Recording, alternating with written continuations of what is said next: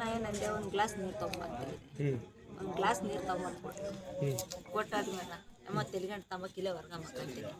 ಇದು ಯಾರು ಚೇರ್ ತೊಗೊಂಬಂದಿಲ್ಲ, ಆ ಕ್ಯಾಂಡಿ ತೊಗೊಂಬಂದಿನಿ ಅವ.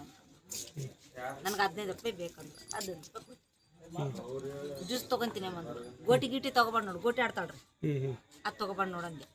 ಒಟ್ಟಿಗೆ ಏನಾದ್ರು ಬೇಕು ತಿನ್ನು. ಗೋಟಿ ಪೀಟಿ ತಗೊಂಡ್ರ ಅವು ಎದಕ್ಕೆ ಬರ್ತದೆ ಬೇಡಮ್ಮ. ಮಂದಿವೆಲ್ಲ ಚೇರ್ ತಗೊಂಡು ಮನೆಗೆ ಇಡಬೇಡ. ಇನ್ನೊಬ್ರ ಕೈಲಿ ಅನ್ಸ್ಕೋಬೇಕಾದ್ರೆ ಭಾಳ ಚಲೋ ಅಲ್ಲ. ಒಂದು ಮಾತು ಬರ್ತದ ಅಮ್ಮ, ಅದು ಚೇರ್ ಕೊಡಲ್ಲ ಅಂದು. ಆ ಚೇರ್ ತಗೊಂಡಳ ಒಳ ಕೈಗಳು ನಾನು ಇಲ್ಲೇ ಬಿದ್ದೀನಿ ಇಷ್ಟೇ ಹೊರಗೆ. ಒಳಗೆ ಹೋಗಿ ಏನು ಮಾಡ್ಕೊಂಡಳ ಹೆಂಗೆ ಒಳಗೆ ಅವಳೆ ಮಾಡಿಕೊಂಡಳ್ರಿ ಚೇರ್ ಹಾಕ್ಯಂದು.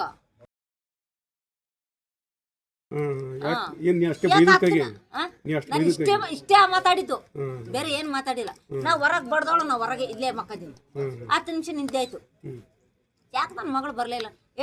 ಪ್ರತಿಭಾ ಅಂತ ಕರಿತೀನಿ, ಉಸಿರೇ ಇಲ್ಲ. ಎಷ್ಟು ಜನ ಮಕ್ಕಳು ನಿನಗೆ? 4 ಜನ.